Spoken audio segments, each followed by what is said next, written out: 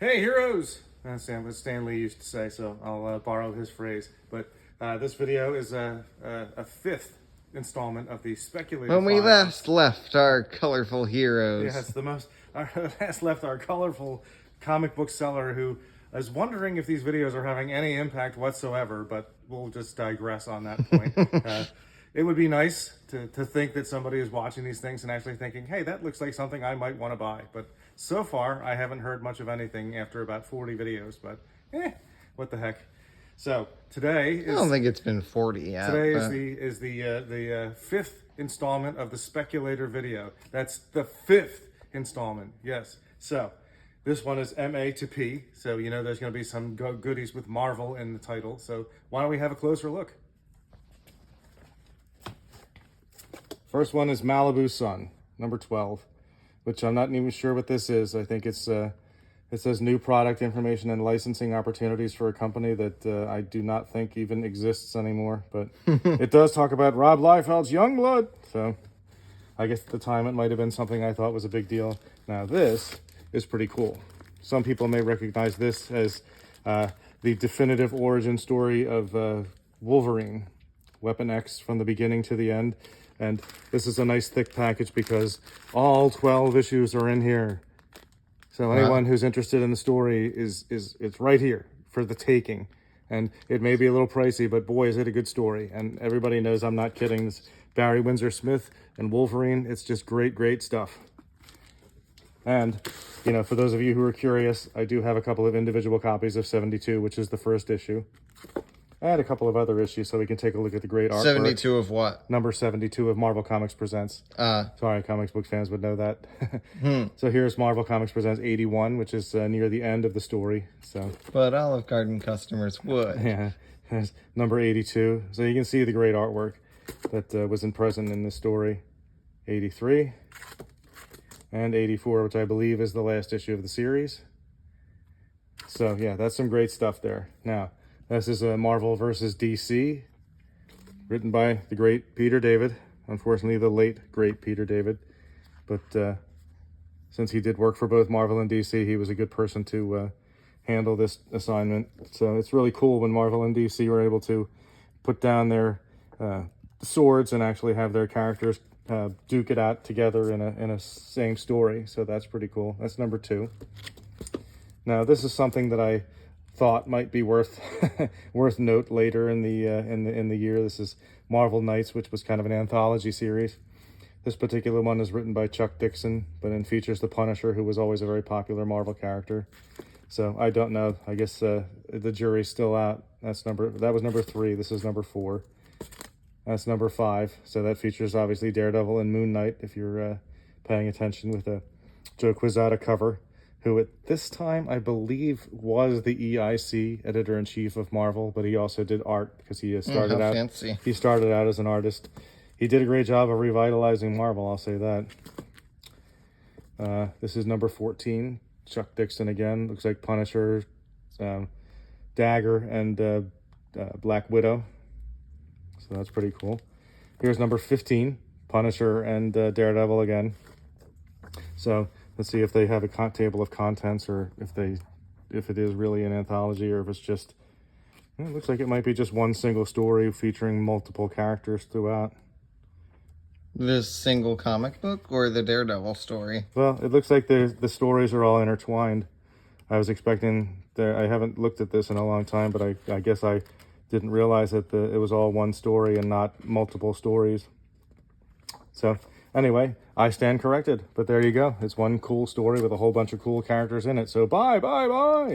From me, of course. Now, Marvel Mystery Comics Commemorative Edition. Collecting selections from Marvel Mystery Comics 8 to 10, which I believe was published in the 40s. And of course, that was when Human Torch and Submariner were among the few characters that existed at the time. But 65th anniversary at the time, so pretty cool stuff. At the time? Yeah, at the time this was released, it was 65 years. I don't know when this was released. This looks like, I think this was about 20 years ago. So 65 years of Marvel? Yep. Here's Marvel Mystery Comics again, although this looks like it might be a new story based on that, because it says DeFalco, who's a more current writer, Tom DeFalco. says the 70 years of Marvel, so that was probably 2001. So I think they started in 1940. Well, maybe it's 2011. Then they started in 1941, somewhere thereabouts. Anyway, they started a long time ago. So this is the 70th anniversary. This is a Marvel Spotlight issue, and I probably saved this because it's a Steve Ditko art. Smiling Steve Ditko. Yeah, Smiling Steve, or Sturdy, I believe. Sturdy was his typical one. Yeah. Now this is an interesting anomaly. It's a 30-cent variant of this. This comic book was normally 25 cents, but for some reason, every once in a while, Marvel would have these 30-cent variants, and they seem to be a little bit more sought after than the actual versions. So, if only it was a Mark Jeweler as well, it would be really something. It would be 2 variants for the price of 1, but it's a 30-cent variant, which is interesting. So, you'd have to pay a little bit more for it, but, what the heck. This is 95, Marvel Team Up 95, which is the first appearance of Mockingbird. It even says on the cover, introducing Marvel's newest sensation, Mockingbird. And she was often affiliated with Hawkeye. Mockingbirds do nothing but make beautiful music. I have 2 copies of that. This is Marvel Universe versus Wolverine. So it's Hulk smacking Wolverine around. Thought maybe that would be something noteworthy. Marvels. This may be in here because this is another issue that I felt that everyone should be interested in reading, but I don't know if it has any supreme value beyond the fact that it's a really cool cover, and it's kind of like an in-office view of the Goblin and Green Goblin and Spider-Man squaring off right outside their window. Pretty cool. This is Marvel's Snapshots, Fantastic Four. So, and with Fantastic Four movie coming out, this could be something interesting, I suppose. But I'm not going to hold my breath. This is Marvel's number 6 by Alex Ross and Jim Krueger, who did the... Is it about the X-Men? No, it's about the Marvel Universe, kind of an alternate take. It's similar to the Universe X, Paradise X, Earth X series that came out years ago by a similar creative team. So... yeah, Marvel's X is just an alternate take on the Marvel Universe. And you can see in the background here, the Hulk. He's kind of harder to make out, but that looks like... oh, yeah, I can see him. That looks like Mr. Fantastic right there in the middle. So, pretty cool. And this is The Mask. That was fantastic. Yeah, 3 of 4. So there was a movie obviously made out of this character with Jim Carrey. I have 2 copies of number 3. Maverick. I don't know exactly why I have this here, but... I think he is affiliated with the X-Men, so that could have something to do with it. Maybe Top Gun had just come out or something. Yeah, maybe. This is The Max, which is Sam Keith's store title in the newly formed, at the time, Image. So he was an artist who had done some work for Marvel and DC at the time, but then when he branched off with Image, he went ahead and created The Max. This is Hard Rock Comics, Megadeth, and Motorhead, 2 great metal bands. Is it related to the Hard Rock Cafe? Nope. This is Metal Men 6. Again, I'm not sure why I pulled this aside. It's got a great George Perez cover, but I'm not sure why this is in a Speculator box, but what the heck.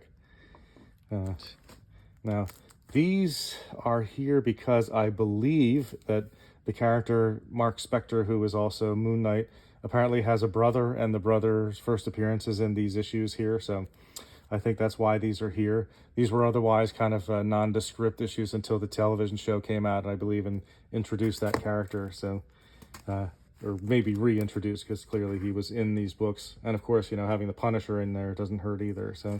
So yeah. That's 35, there's 37, so let's see, part 1, 2, 3, and that's part 4. So I have all 4 parts of the Blood Brothers saga. So if you're interested in Mark Spector's brother, whose name I don't know. Aren't you fancy? There it is. Now, these were put aside for obvious reasons, that there was a Morbius movie, and I thought, Morbius, well, that should be something hot because the movie's coming out. And then I think the movie wasn't particularly well received. Just another Jared Leto movie that seemed to be utterly forgettable. But there you are. There's Morbius. Morbius number 1. Yeah, I think this is Morbius 1 through 4 if anyone's interested. but there's Morbius 1.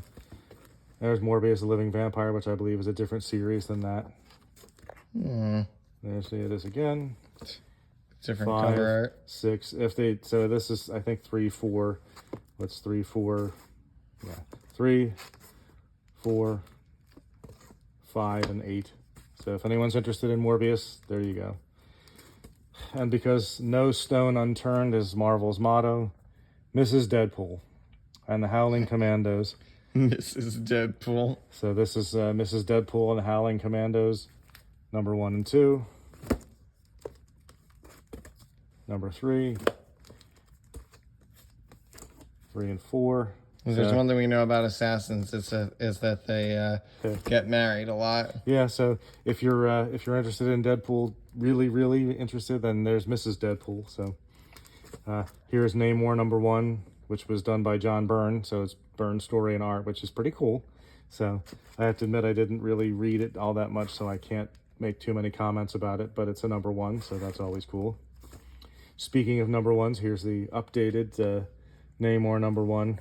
Unfortunately, this one's by Bill Jemas, who was probably not very fondly remembered by Marvel Marvel aficionados as the one-time, I don't know what he was, like general manager or something like that, but in this case, he fancied himself to be a storyteller. Who?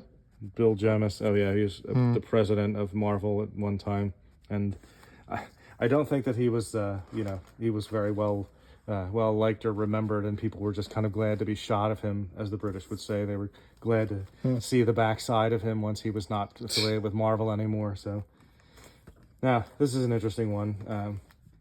Naomi, which was a character created by Brian Michael Bendis and then had, I think, larger ramifications throughout the DC universe, but I'm not sure if this ever really panned out into what I thought it would pan out into. I think for a while it was kind of a hot commodity, but it seems to have just kind of faded. So I have a couple of number 1s that, there's some number 2s, and, I got a whole bunch of these things, and the idea that, well, this is kind of a hot book, so this could turn into something. So if you're interested in Naomi, then let me know. I got a whole bunch, 4, 5. I would be willing to sell them to you at a reasonable and competitive price. Yeah, I think these are multiple prints. I forget which is which. If the white is the white border is the first print or second print, or I can't remember, because the red print I think is the first print. I don't know the red border. Anyway, so that's Naomi. Here's Return of the New Gods, which was, I think I've talked about this in the past. This was Jack Kirby started up New Gods, and then Return of the New Gods was the 70s relaunch. West in their own magazine again. Yeah, the relaunch of their own title, which was pretty cool. Wishful thinking.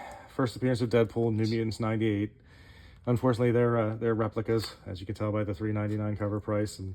But it has a Gideon in it. Yeah, it has Gideon. So he's mentioning some guy named Gideon.